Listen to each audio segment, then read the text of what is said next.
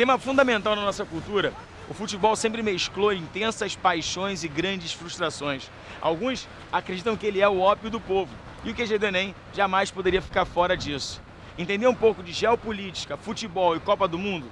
Tá bombando.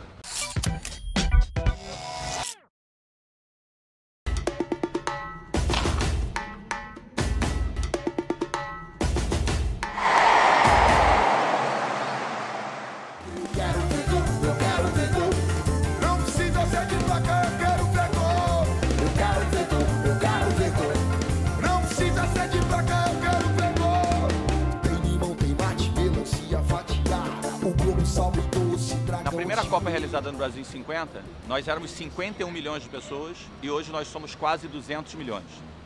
Em 1950, nós éramos majoritariamente rurais, tinha mais brasileiro morando no campo e hoje nós somos eminentemente urbanos, quase 90% dos brasileiros moram nas cidades. Em 50, nós éramos um país que estávamos em processo de industrialização. Hoje o Brasil é ou sexta ou sétima economia do mundo. Então a diferença é muito grande. O Brasil hoje se consolidou como um país importante em termos econômicos e um país urbano e industrial. Falar em produção cultural no Brasil nos anos 50 é algo bem interessante. O Brasil, na verdade, viveu uma série de produções anteriores, mas chegava aos anos 50 anunciando a Bossa Nova. A Bossa Nova acabou se tornando uma das grandes difusoras da cultura brasileira pelo mundo. Quando o João Gilberto lançou o Chega de Saudade, tá? E cantou o Chega de Saudade principalmente, ele abriu novas perspectivas para a nossa produção cultural. Entender a cultura brasileira a partir da Bossa Nova é entender que autores como o Vinícius de Moraes, que teria vindo da poesia e chegado à música e estava compondo coisas maravilhosas e se juntando ainda a um cara genial como Tom Jobim, fizeram do Brasil algo extremamente apreciável do ponto de vista cultural mundialmente falando. O Brasil abria as portas para a cultura e dava a possibilidade dos brasileiros serem representados por ela. É uma grande lenda acreditar que as Copas e as eleições andam juntas no Brasil. Desde 50, há desconexão entre os fatos. O Maracanã foi construído para a Copa de 50 e o Uruguai ganhou a Copa de 50. Tinham 200 mil pessoas chorando no Maracanã. E quem sucedeu o Dutra? O Vargas. O Vargas, que havia produzido o Dutra, e o Vargas, que é do mesmo partido do que o Dutra. Ou seja, desde o início, nunca houve ligação entre a Copa e as eleições. Porque a Copa de 50 foi a primeira Copa do Mundo num ambiente bipolar. Na verdade, nós tivemos 3 Copas do Mundo iniciais. A primeira foi no Uruguai em 30, depois tivemos uma Copa na Itália em 34 e uma outra na França em 38. E as 3 naquele ambiente do entre-guerras. A Copa de 38 é colada no evento que vai ser a Segunda Guerra Mundial. Por causa da guerra não há a Copa de 42, não há a Copa de 46. E quando há a Copa no Brasil, o mundo é bipolar. A produção literária brasileira nos anos 50, ela está mudando. Há uma transformação no que diz respeito à questão da linguagem. Antes, a gente vai ter a produção regionalista muito forte no Brasil. A gente falava antes em autores como Graciliano Ramos, Raquel de Queiroz, Jorge Amado, José Lins do Rego, que são autores que vão trabalhar a questão social muito latente no Brasil. Existia uma preocupação social muito forte. E aí o que acontece é que, no pós-guerra, e principalmente na década de 50, outros autores começam a trabalhar temáticas diferentes. Entre eles, autores como Clarice Lispector e João Guimarães Rosa. Agora, para 2014, eu acho que a Copa está muito marcada por um ambiente político tanto quanto conturbado, pelas manifestações, que gera inclusive uma divisão na pessoa como eu, porque eu adoro Copa do Mundo e sou também um cara entusiasmado com as manifestações, acho que elas fazem parte desse ambiente democrático. Mas o que eu espero é ganhar pela 6ª vez. Eu acho que a diferença básica é que nós somos uma potência desse negócio. Se existe alguém a ser derrotado em Copa do Mundo, somos nós. O brasileiro ele é estranho em relação ao futebol porque ele oscila entre um grande otimismo e um grande pessimismo. Mas quando você conversa com estrangeiros, vir ao Brasil jogar a Copa do Mundo, isso é a frase até do Platini, vir ao Brasil jogar a Copa do Mundo é como um muçulmano ir à Meca.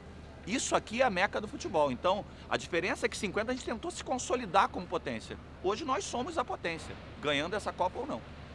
Na Copa de 70, o pessoal do PCB reclamava muito de quem torcia para a Copa. E hoje tem um movimento de que não vai ter Copa. As pessoas que reclamam que não vai ter Copa ou não gostam de futebol, não é nada disso. Elas estão preocupadas politicamente. Era aquela galera que em 70 defendia a União Soviética e que hoje luta para não ter Copa. A questão é pensar o seguinte: esses grupos políticos que estão mobilizados, na hora do vamos ver, vão ou não vão torcer pelo Brasil?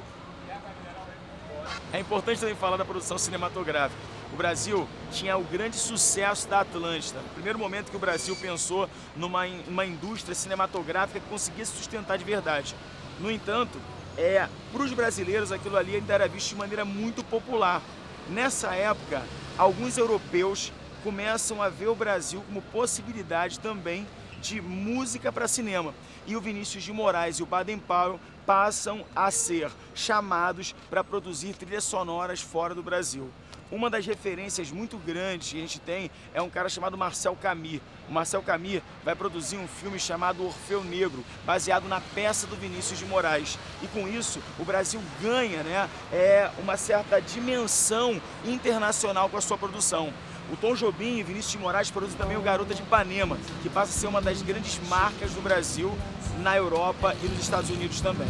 A Copa de 2014 vai ter a Copa das Manifestações. Isso é bom ou ruim para o Brasil? É ótimo. No mundo todo tem democracia. E o povo na rua nada mais é do que o povo reivindicando pelas suas melhores condições de vida. Agora, mas vai ser bom ou ruim? A gente vai ficar com uma marca boa ou ruim? Em primeiro lugar, pouco importa. O que importa é que o povo está na rua buscando espaço. Tá? Os europeus são acostumados com isso, os estadunidenses também. O mundo todo está acostumado com o povo na rua. O Brasil é que não está, porque a gente veio de uma ditadura onde a cidadania foi massacrada. Mas, gente, esqueça isso. A Copa vai ser da manifestação, sim. E qual é o problema? Nenhum. A Copa do Mundo é uma grande metáfora para o mundo globalizado. Por quê? Vamos pensar, eu estou fazendo várias comparações da Copa de 50 para a Copa de 2014. Nós tivemos 16 participantes, agora temos 32. Agora, eu não estava vivo em 50, mas quando será que uma pessoa de fora soube quanto foi o jogo daquela época? Como é que é agora? É tudo em tempo real. Na verdade, o mundo hoje é tão diferente que os jogadores que vão jogar, que nós conhecemos, brasileiros vão querer ver o jogo de Portugal para ver o Cristiano Ronaldo, ou da Argentina para ver o Messi. O Brasil pegando um jogo com a Argentina, o Messi e o Neymar, que jogam no mesmo time, vão estar em lados opostos. Então, o mundo é muito diferente nesse sentido, o mundo está muito conectado. Tem até um ponto que é um ponto que eu acho curioso, porque assim, são 32 seleções disputando o título, algumas muito favoritas, como a nossa. Agora, todas elas usam a marca A, B ou C. Então, você tem empresas que vão ganhar a Copa do Mundo independente da seleção que seja campeã. Seria mais ou menos assim, a Nike apoia a seleção A, mas por que não a B, C, D e E? A Adidas apoia a seleção e a Puma e assim sucessivamente. A Copa do Mundo é uma grande metáfora desse mundo globalizado, que se percebe nas transmissões em tempo real, percebe nos jogadores. Aliás, esqueci de um ponto, jogadores que nascem no país jogam por outro. O Diego Costa, que é brasileiro, vai jogar pela Espanha. Então, acho que o nível de globalização faz com que essa Copa do Mundo seja diferente em relação à primeira. A imagem do Brasil vai ser fortalecida no âmbito da democracia. As manifestações vão marcar o Brasil no mundo. Agora, por outro lado, vai ser a Copa mais militarizada de todas. Vai ser uma Copa muito preocupada com a questão da segurança. E daí? E daí?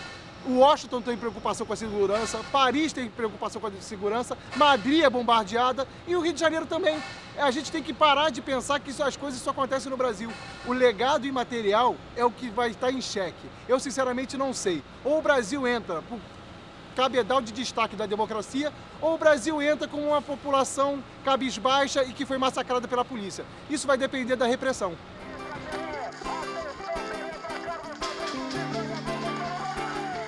O mundo de hoje é um mundo de difícil definição. Alguns autores falam de uma unimultipolaridade, mas o fato é, sendo mais unipolar ou mais multipolar, não temos mais aquela divisão clara entre capitalistas e socialistas. Um fato muito interessante dessa Copa é que agora quem está no poder é a Dilma, uma ex-torturada na ditadura militar.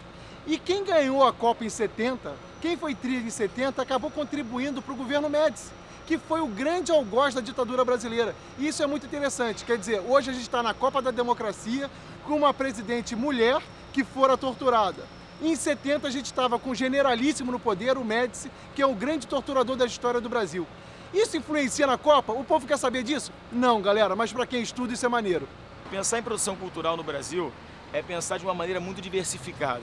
O Brasil, ele hoje em dia não necessita mais de uma indústria muito bem armada, muito bem constituída para a produção cultural. Hoje em dia a internet, ela deu a dimensão completamente diferente à nossa produção cultural. Um jovem que numa comunidade carente de Recife resolve fazer a sua música e colocar no YouTube, por exemplo, ele consegue difundir essa ideia. Um jovem que é da elite carioca e resolve publicar o seu livro, ele também consegue dar essa ideia. As ferramentas que nós temos hoje, elas são muito diversificadas e elas geraram uma possibilidade de democratização cultural.